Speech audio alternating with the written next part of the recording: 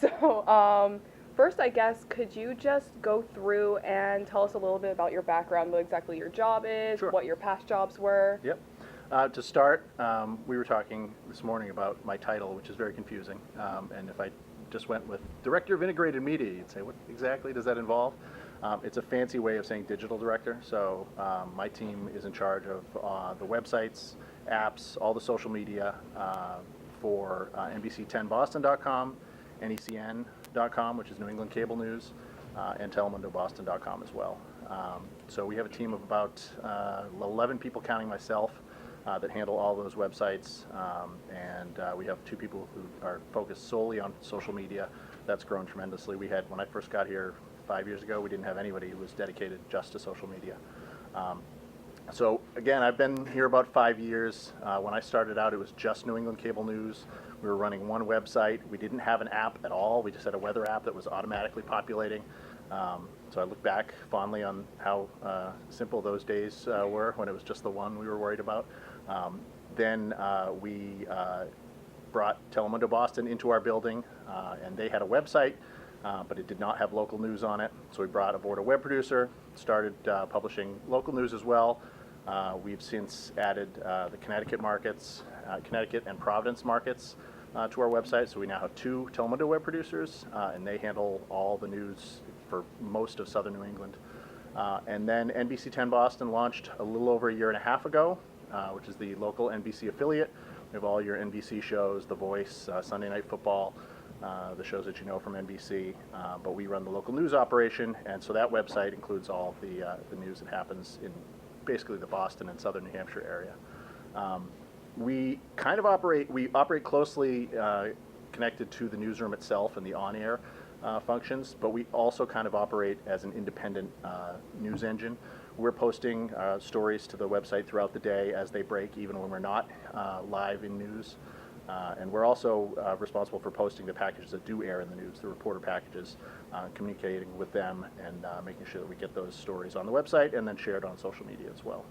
Cool. So how was it moving from, because you have a background in print journalism, Mm-hmm. right? So moving to more of a digital platform, was it a learning curve going from print, which is very everything, it's not a 24-hour news cycle as Right. much as online, so was that a difficult transition? It's more the speed and to your point, it being on 24 hours a day. But other than that, it's not all that much different. I mean, I started in newspapers almost 25 years ago in New Hampshire. I was a reporter for about 10 years, covering local politics, police and fire, sleeping with a police scanner in my first job, beside my bed, so I'd know when there was a car crash in one of the 13 towns I covered. That's New Hampshire for you. And like I said, did that for about 10 years before I moved into the management side, became an editor at a newspaper up in northern Massachusetts called the Salem News on the North Shore. And then I moved over to their sister paper, the Eagle Tribune in Lawrence, where I worked for a while as the New Hampshire editor and then became the Sunday editor for the paper. While I was there, I started dabbling on Twitter a little bit before many people were active on Twitter. And we had, I don't know if we had anybody at our paper that was really active on Twitter yet. I got involved because I was very interested in New Hampshire politics. I was the Sunday editor, which meant a lot of times I was in the office and I missed being out of the office, so I would keep track of presidential candidates coming to visit New Hampshire, tweet about it, got very involved in that process, and so a job opened up. They were looking for someone to launch America Online's local news operation in New Hampshire, which is called patch.com. Ahead of the New Hampshire primary, and so given my New Hampshire politics experience, I applied, got the job, and then had to go about assembling a team of 12 people to run the 12 websites around southern New Hampshire. And we did a lot of politics, but it was a lot of general news, the same type of stuff, breaking news, police and fire. But it was a lot like working in a newspaper. The people that worked for me still had to go out to, municipal government meetings and chase car accidents and things like that, be out in the community interacting with people and looking for stories. The one component that changed was we were a lot more video dependent. So these people had to be able to shoot, and a lot of it we were doing on iPhones at the time, just shooting and editing their own video. So it really was a transition for me, but also for the people working for me, most of whom came from newspapers, and they got a real education in how to shoot and edit video, and many of them have gone on to use that in their future jobs. So that was kind of how I made the jump. I kind of lucked out. Yeah. Was very involved on Twitter at a time when not that many people were, and kind of lucked out with that job. And then after being at Patch a few years, somebody who I used to work with at Patch knew somebody at NBC and said they were looking for somebody at NECN, and so I made the move. But again, it really is, it almost runs similar to a newspaper operation, except there's never any downtime. Right. Now, overnight, we don't staff up as heavily, but really it's kind of all the time. You have to be ready to jump whenever something happens. Well, do you miss that downtime at all, having to kind of always be engaged in the news? Some, but as an editor and a former reporter, like I said, I had the scanner beside me when I was sleeping, so Right. I feel like I get more downtime now than I did back then. And I have quality people who work for me who can keep track of things that allow me to kind of step away.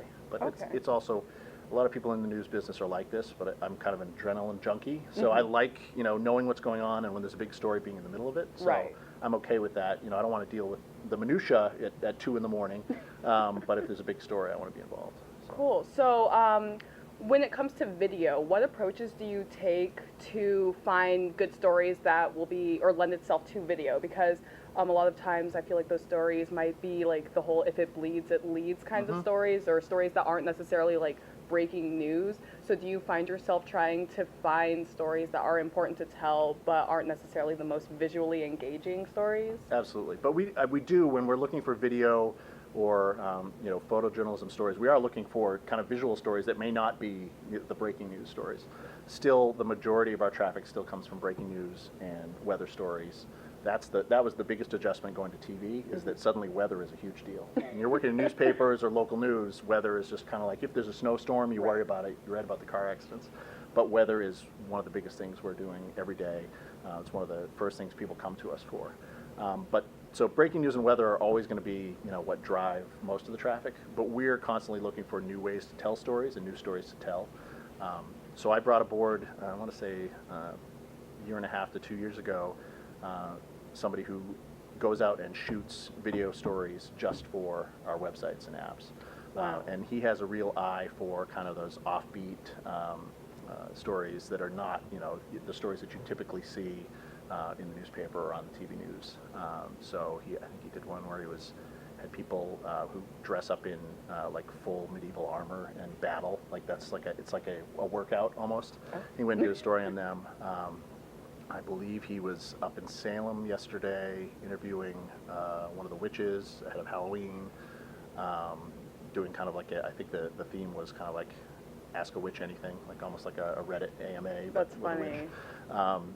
So he's got an eye for those types of stories, which is great, but we're always trying to come up with different ideas for that as well. We recently started a feature that's right now is Instagram only, but I think we're going to move over to the website with a local Boston comedian where he's just kind of like walking around the city riffing on a particular issue. He might have been riffing on, college kids and how they come back to the city and how they get in his way, but, I won't get too into that. But he's a very funny guy, and it's a different, avenue for us because comedy is just something that, local news isn't usually that interested in. Right.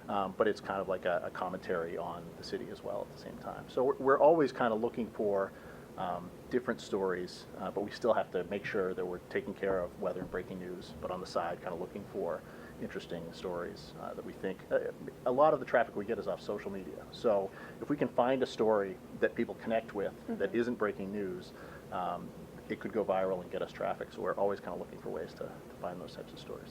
Right. And so how much has journalism in general, I guess, but more pointedly towards video, how much has that changed with animation kind of getting more of a show in TV news or any other sorts of like data viz types of things? Yeah, I mean, we are doing more of that. We have we're part of the Own Station group for NBC, which is all the NBC stations that are owned by NBC around the country.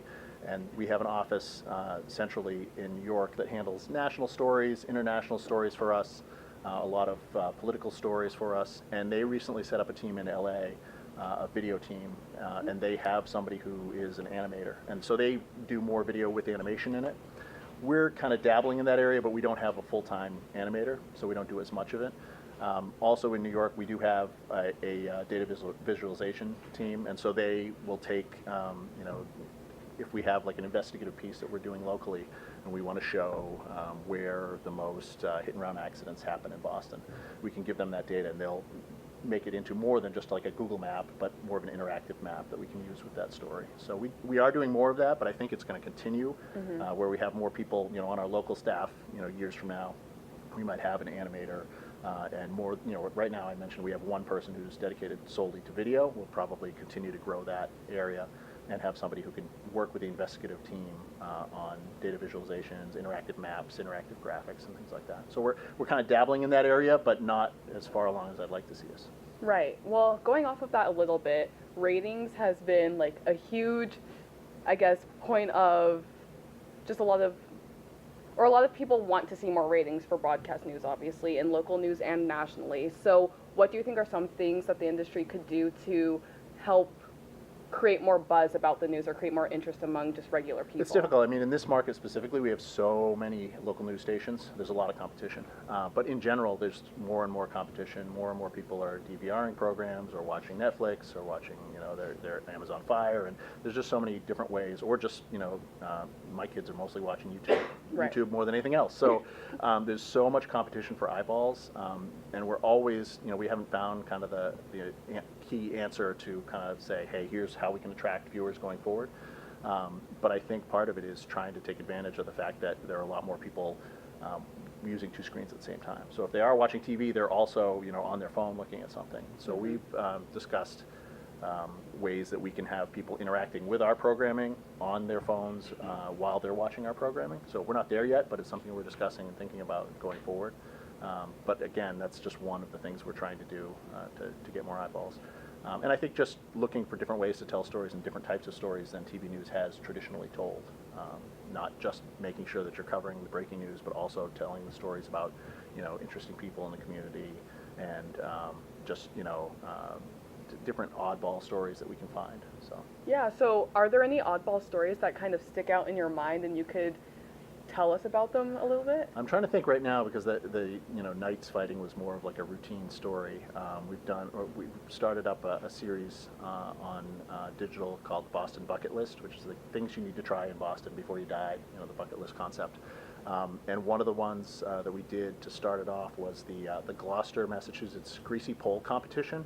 If you're not from Massachusetts or not from the North Shore of Massachusetts, you probably would have no idea what that is, and it probably sounds bizarre. I happen to work up in that area, so I knew what it was going in. But essentially, it's part of their annual festival up in Gloucester, and it's a fishing town. And they take this long wooden pole, almost like a utility pole, like a telephone pole, and they cover it in grease. And the challenge is for people to walk across the pole and grab a flag at the end of it.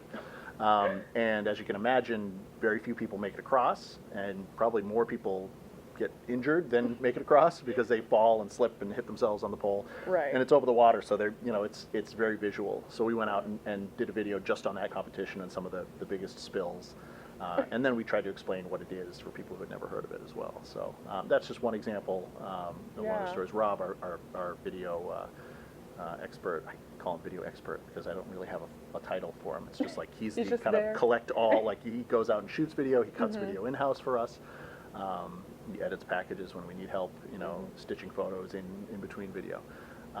But those are the types of stories that he's kind of out doing all the time, those kind of more unusual stories. That's really cool. So what does your typical day look like? Because are you going out at all and like finding stories, or are you more of like an administrative role? I'm more in the administrative role. When I started here, I think it was a 3-person department, and I was the 4th. So back then, I wrote many more stories and would occasionally go out in the field. I mentioned I love politics and presidential primary politics, so I would actually go up to New Hampshire a lot. To the, when Trump was visiting New Hampshire, I'd go up and cover one of his events and get put in the pen. So there were more times in the past when I would be able to get out in the field. Now it's more sitting at a desk, looking for stories, directing the people that work for me as to what stories they should pursue, and then attending meetings with other management to figure out how we're going to cover big events, things like that. But I still get to do my share of writing. I wrote up a couple quick Red Sox stories this morning because we were down a person. So especially when we're down, somebody's out sick or something like that, I still get to dip my hands into the actual writing and editing and things like that. So. Okay, so what are some of your favorite annual events, I guess, like yearly things that you look forward to every year? First night's big for us, which I don't know if anybody here has been to Boston First Night. It used to be a big deal. It's not really as much of a big deal anymore. We've tried to kind of build it up the past 2 years. We've joined with the city to kind of to televise First Night, but also kind of boost it up. And we get to go out there, and we do a lot of social media out there that night, and it's just a fun night. So that's a fun event. The marathon is fun.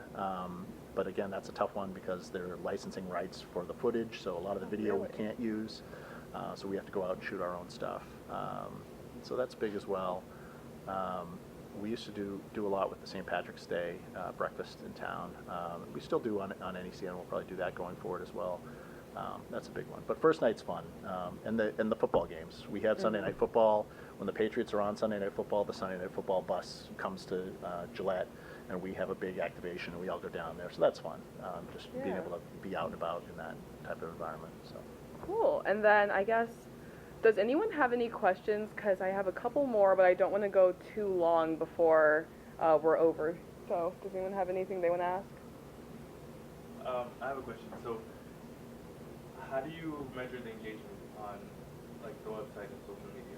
I mean, we have a tool called Chartbeat that tells us who's on the site at any given time, and then we use another tool called Omniture that's kind of long-term metrics in terms of traffic on the site. Other than that, we use a couple other tools for social media to see what's doing well, but they also, assuming they're telling us the truth, Facebook and the other social media outlets, do give you tracking data. It tells you like which stories are engaging with more people. So that's mostly on the website. It's pretty standard. We can look at any given time and see, hey, there are 12 people on this story right now. So that helps us, decide what we want to move around on the site, which stories we want to feature on social media, depending on what we see people engaging with. And I have a second question. And I'm pretty sure like the age, like the users who are engaging with these different mediums, TV, website, and Instagram are different. So Yep. The content that you guys put on those, are they kind of different, geared more to those ages? Yeah, absolutely. Certainly, the viewership on the TV side skews a little older, and when we're, posting on Instagram, and we do a little bit on Snapchat, although we really haven't found a great way to engage with people there yet. That's certainly a younger demographic. So the segment I just mentioned with Lamont Price, this Boston comedian, that's Instagram only right now. Now we'll probably put it on the website, but it's really aimed at reaching people, who might be more appreciative of a comedy, a younger comedian, and his take on the city. We also do I'm not a huge fan of web-only recaps, like here's the news that you just saw on TV, but on the web, because I've seen it tried in other places and it hasn't worked that well. But we do a weekly Instagram show called The Recap, which basically is a recap of stories throughout the week, but they're not, here are your top 5 stories, the top 5 most important stories. It may be, here's a great piece of video, here's a funny interaction between our 2 sports anchors, riffing on the Red Sox, and it's really aimed at just being kind of a more fun, minute and a half look at things that happen during the week. So we definitely gear some of our content to that. So the bucket list series that I mentioned, that's really aimed at social media more than the website, although we do try to, as long as we're doing it, we put it on the website and try and get some traffic there as well. And is that through like IGTV or just like IG Instagram stories? Yeah, we're putting it on IGTV. And we've kind of been trying to put it everywhere when we can. The Lamont Price comedy segments are IGTV. But the recap we put on IGTV, we put it on regular Instagram stories, we put on Snapchat, we had it on Facebook Watch. I mean, we tried to, multi-purpose it. But Instagram's where we're getting the most traction with it. Cool. So I guess, what do you think the best part of your personal job is? Because you kind of wear a lot of hats, it seems like. You're on Instagram, you're on like the web, and you're doing a little bit of TV stuff too. So what's your favorite part, or what's the thing that keeps drawing you back to it? My favorite part is when, what I've recently tried to do in the past year or so is we used to have, weekly or bi-weekly staff meetings where I'd update it. Everybody that works for me, here's what's going on in all the other departments. And we tried to change that and make it an ideas meeting, which, I'm not sure they like as much because they have to come, everybody has to come with one completely new idea. It could be a great story idea, or it could be, hey, we should shut down the website and only publish stories on Instagram. It could be an idea like that, like a concept more than. And so we've gotten some really cool ideas. The comedy segment we talked about came out of that. The Boston Bucket List came out of that. So my favorite part is when an idea like that, that someone else comes up with, comes through to fruition, and we can see the finished product. And then the next step that we've been doing more recently is taking some of these digital-only products and then giving the TV side a cut of it, and they air it on TV. So to see it go from this idea in this meeting to something that we put on our website and on our social platforms, and then it's added content on air, and they're teasing back to us. Like, that's when somebody who works for me has an idea and carries it through to fruition. That's kind of the most exciting part of my job. Right, and then that's how you get the most eyeballs, is having Exactly. them go Hopefully, around and yeah, around. exactly. Yeah. And they see the success, and then they want to come up with that next idea. So. Right. And not everyone's a winner. We might have a meeting where there are 8 ideas, and they're all okay, and we don't necessarily use any of them. Mm-hmm. Or it could be 8. We had one meeting where we went all around the room, and everybody had a great idea, and we're working on all of them. So. That's really cool, actually. And do you have any advice for any journalists who might be in the room or wherever, who are just starting out and want to get to a position that's similar to yours or in the same realm as yours? Like, what advice could you give them? I think the first piece of advice is, take as many internships as you can. Reach out to your local, website, paper, whatever. Ask them if you can write something for them, even if you're not getting paid for it. Just try to get some clips and some experience in the field ahead of time. We've had a number of people who work as interns for us who wound up getting hired directly or hired directly somewhere else as a result. And that's something that I didn't do when I was in college. I did not. I had to start at the very bottom rung at a local newspaper. Like I said, covering 13 towns, never sleeping. But there are people who have skipped that rung because they've gotten experience while they're in school. So that's one of the key things. I think trying to be in as many places as you possibly can, and I mean that more on a digital landscape. Like I said, if I hadn't been on Twitter, and I was more doing it for my own interest, and that wound up landing me a different job that kind of propelled me into the digital landscape. Even if it's not a social media platform that you're using, if you hear about something, mess around with it, try and experiment with it. I still am trying to find a way that we can leverage Snapchat to get more people to watch us on TV and to consume our digital products. Haven't gotten there yet. We're doing some things in that on that platform, but that doesn't mean I'm going to ignore it and just say I'm not going to do anything with it. There are too many social platforms to be on all of them, but certainly the ones that you see being talked about, read up on them, see if there's you can get on there and do something there. The other thing is, things have really changed. Like I said, when I got into the business, it was pencil and paper and a notepad, and you'd take your notes, and then you'd go back to the computer and type up your stories once a day. Now it's you're constantly live, and it's really changing more to video storytelling. So the more experience you can get with shooting and editing video, even if it's not your primary focus. As I mentioned, Rob Michelson, who works for me, he was a newspaper reporter. He now is video only, and he was all self-trained. He taught himself how to do all of that. So the more time you can spend, kind of messing around with video and editing and anything, start a podcast, just to get the experience, so you know how to do it. My daughter knows more about podcasting than I do. She's 15 years old. She has 2 podcasts.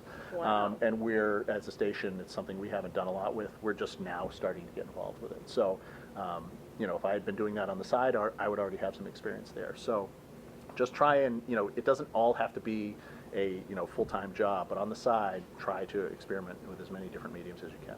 Right. Well, a lot of people you've mentioned throughout this segment is a lot of people start out in one job and then have switched to 2 or 3 or 4 different jobs. Yep. How normal is that in journalism to start out as one thing and then have to learn new skills as you're in the business? It's fairly normal. I mean, I went from reporter to helping out editing to editor to Sunday editor to digital to management on that side. We have, one of the managing editor for NECN.com right now started out as a web producer. She started out as an intern, became a web producer, which is basically the person who writes the stories and cuts video from the shows. She became our first social media coordinator when we created that position, and she's now managing editor. So it's pretty common, and whether it's at a newspaper or a TV station, a lot of the people at our TV station who are executive producers or senior management right now got their start either on the assignment desk, sending reporters out to breaking news, or as writers. We have a number of our producers right now started as writers, which is behind the scenes, writing copy for the anchors to read for the shows, and then they advance to become a producer of their own show, and then executive producer where they're running, in charge of multiple shows. So it's very common that you kind of jump around from position to position. Cool. And then, so where could anyone find the internship information that you mentioned 2 questions ago for your station? That's a good question. It's all on the NBC Universal Careers website, Okay. but also you can just reach out to me. It's marc.fortier, marc.fortier at nbcuni.com. And if you can't find, if you forget to write that down, email web@necn.com and say, hey, I need Marc's contact information. That's easier to remember. And I'm sure Alushy will send out something about that too. Yeah. Yeah. Yeah, but we're constantly, right now, we've only had digital interns for the past year or so. In the past, the interns had more worked on the news side, but we have probably 3 or 4 interns have come through now. And we find, what you're good at, and we point you in that direction while trying to teach you, a little bit of everything. So depending on, there's some people who are more video focused who want to shoot video, then we'll lean on their strengths there, and there are other people who are better at writing stories, and we'll get them involved there. So. Super cool. Are there any more questions from anyone else? Alushy. So you mentioned, I wanted to talk about, you mentioned weather being super important. Mm-hmm. And I wanted to talk about the disconnect that you've seen and experienced maybe between what's driving national news and priorities and that kind of disconnect or connecting. I think we're very lucky in that, and I'm not sure if it's this way at all stations, but our digital team has a lot of freedom to pursue the stories that we think are going to generate traffic for us. So if we don't feel like a TV story or a national story is really going to do much for us, then we'll give it some attention. We're not going to ignore the big story yesterday was all the potential explosive packages that were found, at the homes and businesses of former politicians. Obviously that's a story that's huge for us. We're going to devote time to that. But at the same time, it wasn't a local story. Everybody had that story, so we were taking the national stories, putting those out there, but we were still working on our side projects, some of them news-related, some of them video-related. So we have the ability to really, we're not going to miss a big story, we're not going to skip a big story, but we can really devote more of our resources toward the stories that we think are going to perform the best for us. But on the simple kind of pulling down, so we've done some research on local TV news around the country, Yep. websites, Yep. and how it seems a simple thing to pull off wires and pull national news because it draws eyeballs, because Yep. the analytics are telling us to. How do you deal with that? Because I can understand how you can prepare local packages for TV because you're there, and the Yep. the Columbia gas explosions being a perfect example of that's something we have to, and it's in our backyard. Yep. But on the website, you have all this real estate for another Trump thing, Right. midterm stuff that's out of this region. Yeah, I mean, we get around that, not get around that, but we are able to manage that because we have multiple sections on the site and we can compartmentalize. So if there's a lot going on in Washington, D.C. politically that day, we can keep that in the political compartment on the website. And if it's a story that, kind of rises to be of larger importance, like yesterday, we can, raise that up on the site. But we also have sites, devoted towards the Red Sox and, the best places to eat in Boston and things like that. So there may be a day when we have, there was an MBTA bus that hit a car this morning. That might be in the top. We might have something on, the national political climate, and then we might have the 10 best cheeseburgers in Boston. So it's not, we don't feel like we're beholden to, these 5 stories have to be the most important stories of the day. We kind of try to give people variety, and the layout of our sites kind of gives us the freedom to do that. And it is different. It's not necessarily going to mirror what's on air. On air is going to be quite different from what we're featuring at the top of our site sometimes. I have more, but I want to Yep. So, especially on social media and on the web, with this very much 24-hour news cycle, Mhm. there's this real pressure to get stuff out fast. How do you balance that with things like accuracy and like the completeness of the story? Because obviously, like the broadcast could cover it maybe more fully because they have a little bit more time to get the full story. Yep. But I'm thinking specifically of, I think it was last year when Tom Petty passed away, and the LA Times reported his death before it actually happened because Yep. they had likely months to get it out. So how do you Tell the kind people of- that work for me that accuracy, number one, and being first comes behind that. I'm not even sure it's number two, being first. But we've had times where, the race to get something out first, then we have a fact that is, we have to correct later. So we want to avoid that if at all possible. So accuracy first. We're, part of NBC. So we rely from big national stories, celebrity deaths, things like that. We don't just report that because the LA Times is reporting it. We generally wait for NBC News to confirm, and sometimes that leads us to not be first, and I'm okay with that. That's one of the worst things you can do in journalism is kill somebody before they're dead. So we're very cautious, and some of it is the importance of the story as well. If we hear that there's a car crash on Mass Ave, and we see a picture of the car crash, we feel reasonably comfortable. We can report that even if we don't have that much other information. But we certainly wouldn't report that like a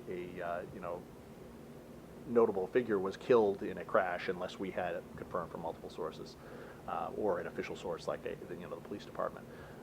So there are a number of ways that we kind of make sure that, we need, if it's not an official source, we need two solid sources before we go with anything.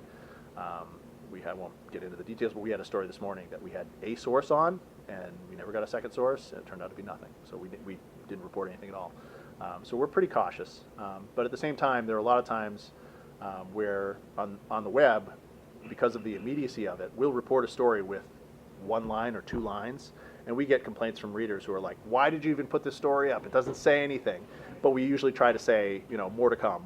A crew is on the way to the scene. We'll update this as soon as we want to be the first to report the information we do have, and then we'll give additional information and context as we get it. Kind of going off that a little bit. Yep. Just kind of thinking a little bit about credibility, especially in the wake of like Matt Lauer and Brian Williams, things like that. Mm-hmm. I was wondering if those things happening in the overarching, organization, NBC News, if that has in any way affected NBC Boston. We're part of NBC, but we have our own news team. We pursue news, locally. And so to me, we are who we are, and we have our own reputations, and I don't feel like that has really had a serious impact on us. Anytime a journalist is called into question, it has some impact, and certainly when the political climate is such that journalists are being questioned, it has an impact. We hear from people who will say, hey, I don't believe what you're saying, because they've heard other people criticizing media. But locally, I still feel like there is. We interact with these people every day that we're covering. When people send us an email complaining about something, we respond to them and tell them, this is why we did what we did. So I do feel like local news is a little bit different. We have a little more close connection with the people. But certainly, anytime anybody is questioned, it impacts us and makes our job tougher. But I feel like locally we've done a good job of representing the community that we're in. Do you think people make the distinction between like the local? Sometimes they do, sometimes they don't. Like we'll hear from people who will bring up national stories or other stories involving media, and it has nothing to do with us. And so sometimes they don't see the different distinction, but I think most people do.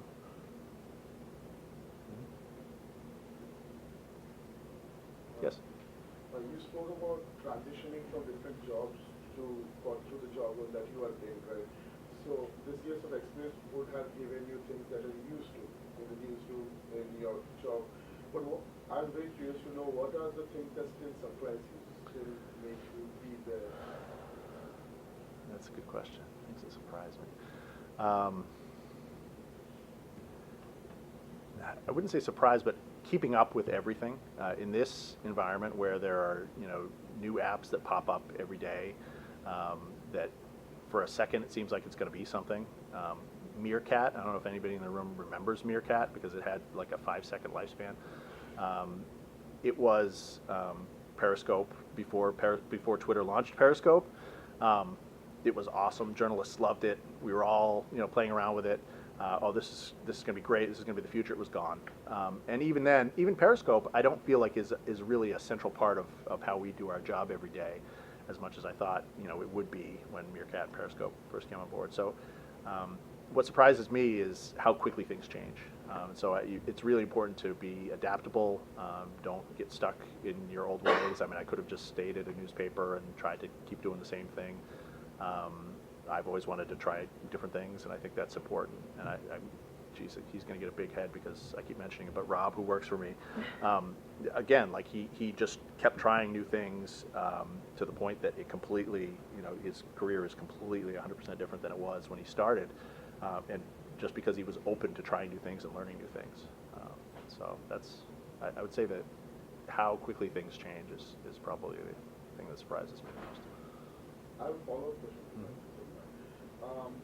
So I'm also curious to know about one time when you took a call that normally looked like it wouldn't work and was not part of the normal calls that you take in a newsroom, but you took it and it paid off.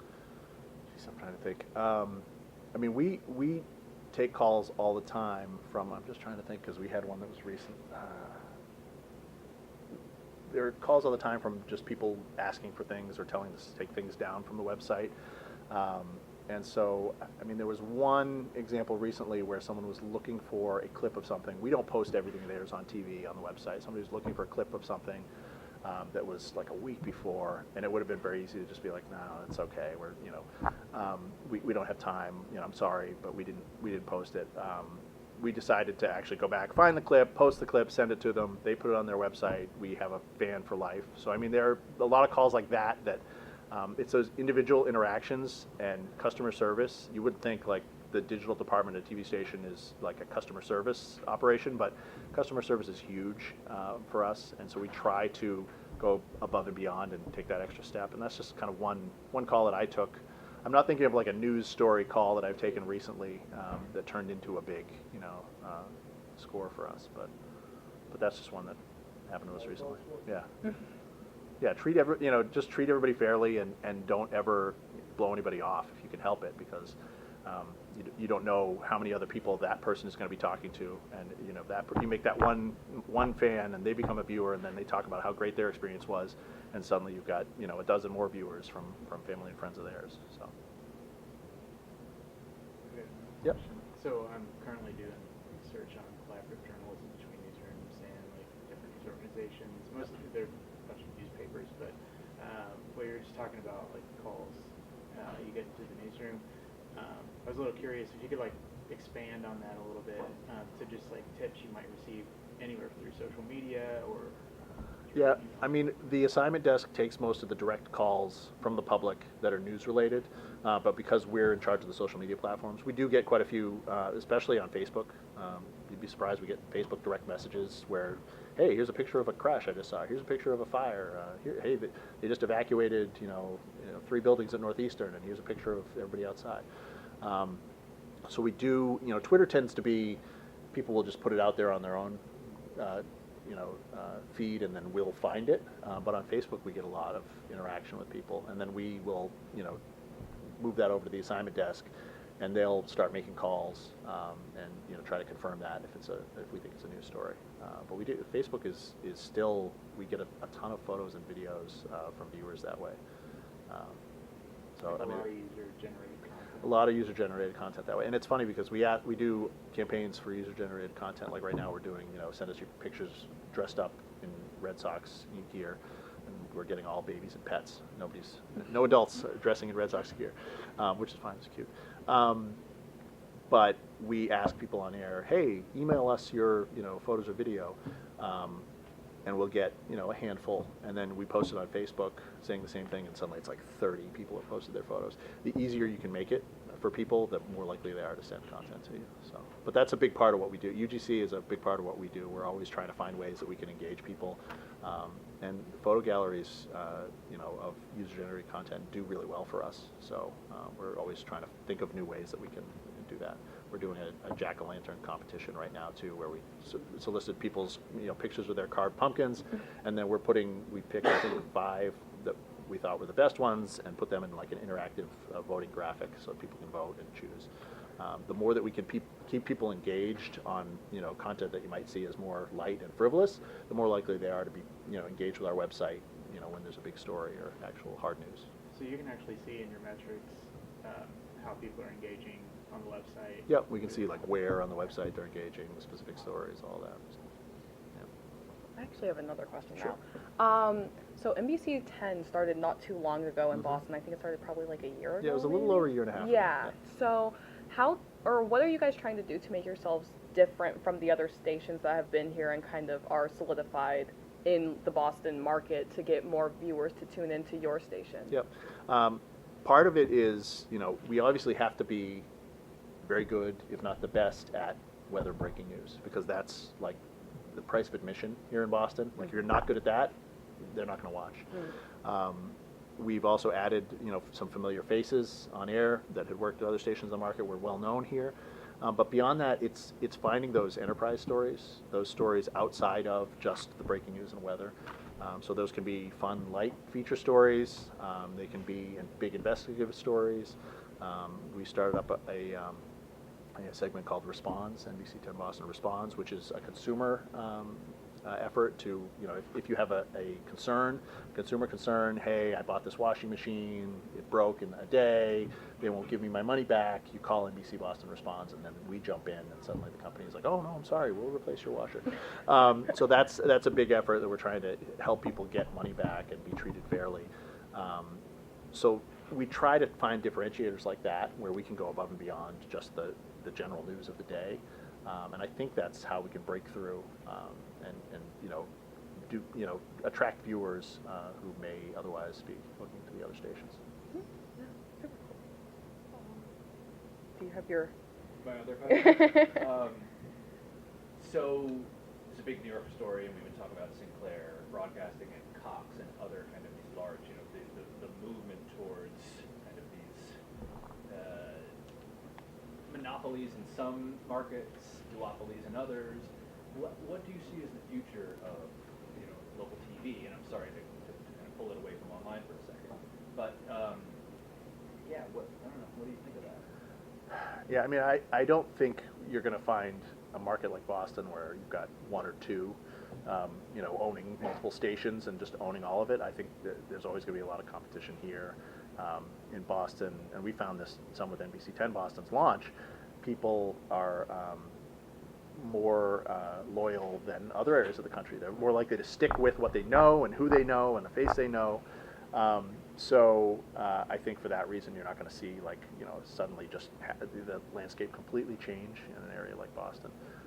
But I other parts of the country, I think that there's probably potential for that. Another question. Yeah. Example of story or kind of story that you're always thinking is going to do well and it keeps falling flat on its face. Politics, it kills me. Local politics, but even some of the national political stories that I find interesting don't do as well. And it's funny because when we were just New England Cable News, I think the viewers of New England Cable News were more interested in politics than general news, and so we got more traffic on political stories. And I quickly had to kind of scale back, like, hey, I want to do 10 New Hampshire primary stories this week because the primaries a couple months away. I had to scale back because that wasn't something that was resonating with readers. Sports is another one, interestingly, that right now, Red Sox in the World Series, we're getting some good traffic on Red Sox. The Patriots always do well, but overall, sports hasn't performed as well as I would think, given how into sports people are in Boston. I think it's just there are a lot of options, and a lot of people tend to go to sports-focused sites for their sports news. So there's a lot of that splintering. Yep. Sorry. Oh, no, it's fine. I was just wondering if that outlook toward politics, is that something you noticed changed over time? It really was something in New Hampshire. Coming from working in New Hampshire, it was always front of mind. And in Massachusetts, I quickly realized like there's not the same level. It doesn't mean they're not interested in politics and we're not going to cover politics, but it wasn't the same level of interest. So I had to kind of scale back the amount of time we were spending, just chasing local political stories. Could that have anything to do with New Hampshire being like a more political? Yeah, I think competitive political state? I think because it's such a big state in terms of presidential politics that it was just huge there. And looking back, it makes perfect sense. But I remember coming into this job and saying, hey, we got to do tons of politics because politics always performs well for us. And then suddenly going, wait a second, we got to readjust. This isn't working.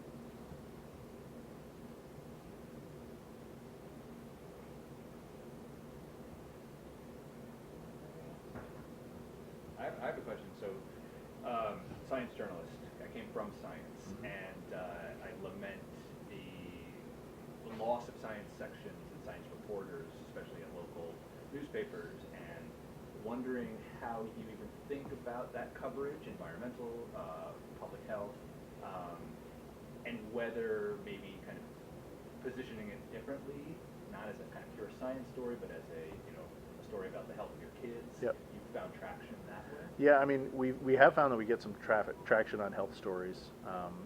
Some of it's, hey, this deadly disease was just, MGH is reporting that they've got an outbreak of, those stories always do well. Food-related health stories, tend to do well. But about a year and a half, it was around when we launched NBC 10 Boston, Christy Lee, who was one of our anchors and reporters, was transitioned into being the health reporter, and she still anchors as well. But she does pretty much every night a different health-focused story. So I wouldn't say, science tends to be, if there's a big story, involving, one of the hospitals here or one of the higher learning institutions, we will jump on that and assign a daily reporter to it if there's a science story that, kind of jumps, into some general interest. But health, we're doing every day. And sometimes those are, local stories on something that, that there's Israel Hospital might be doing some effort they're doing. It could just be a local take on a national health story, a medical breakthrough. But Christy Lee's doing a story pretty much, 4 or 5 days a week in that regard. So it's something I think more TV stations used to focus more of an effort on health, and it kind of fell back a little bit. I'm not really sure how the other stations match up now, but it's certainly a focus for us. Follow up on meteorologists. I was hearing that we're trying, as a nation of meteorologists, since there's so many, and weather's so important at local scale, trying to move the needle on talking about climate and attributing kind of more intense storms, and this is kind of a pet subject of Yep. mine, but what have you heard about that? I'm not, you'd have to ask one of our meteorologists because I know, they have, in addition to just our weather teams constantly talking, we have weather summits where the entire NBC teams get together and talk about, how they're discussing and what terms they're using and things like that. So I'm sure they've had discussions. I'm not, really involved at that level. I'm more like, hey, tell me if it's going to snow, because snow gets traffic for us. Snow and sharks. We need more snow and shark stories. So I'm more on them, bugging them about, hey, when's the next storm coming? And then whatever terminology they want to use, I'll take it on the web too. But no, Shark story is a climate story. What's that? Yeah, It's a yeah. shark story, right? But I'm Yeah, the sure numbers. those would be better than like coastal erosion.